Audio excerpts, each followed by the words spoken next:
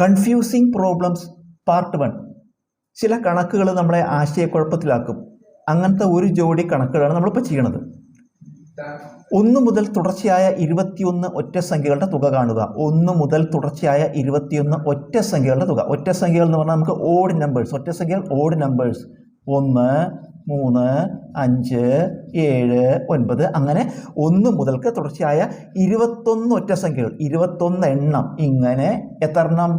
21 എണ്ണം. 21 എണ്ണത്തിൻ്റെ തുക കാണണം.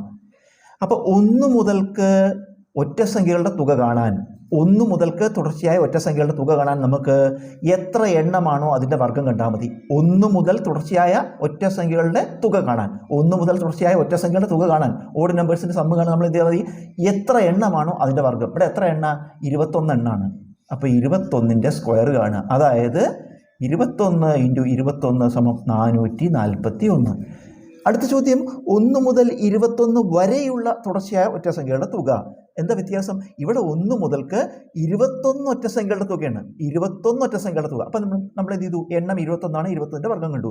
അടുത്തത് 1 മുതൽക്ക് 21 എണ്ണല്ല, 1 മുതൽക്ക് 21 വരെയുള്ള തുടർച്ചയായ ഒറ്റ സംഖ്യകൾ. അതായത് 1, 3, 5, 7, 9 അങ്ങനെ 21 വരെയുള്ളൂ.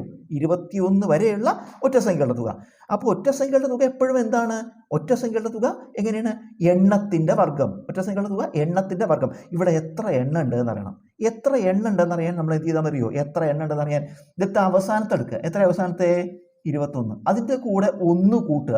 1 സ്ഥിരസംഖ്യയാണ്, എപ്പോഴും 1 കൂട്ടുക. അവസാനത്തെ എടുക്കുക, അതിൻ്റെ കൂടെ 1 കൂട്ടുക, ഇതിൻ്റെ പകുതി എടുക്കുക. അപ്പോൾ 21ഉം 1ഉം 22, 22/2, 21ഉം 22/2, അതായത് 22ൻ്റെ പകുതി എത്ര? 11. അപ്പോൾ നമുക്ക് എന്ത് കിട്ടി? എണ്ണം കിട്ടി. ഈ കണക്ക് പോലെ ഇപ്പോൾ എത്ര എണ്ണം ഉണ്ട്? 1 മുതൽ 21 വരെ എത്ര എണ്ണം ഉണ്ട്? 11 ഉണ്ട്. അപ്പോൾ തുക എങ്ങനെ കാണുക? എണ്ണത്തിൻ്റെ വർഗ്ഗം. അതായത് 11 സ്ക്വയർ എന്ന് പറഞ്ഞാൽ 11 × 11, ഉത്തരം 121.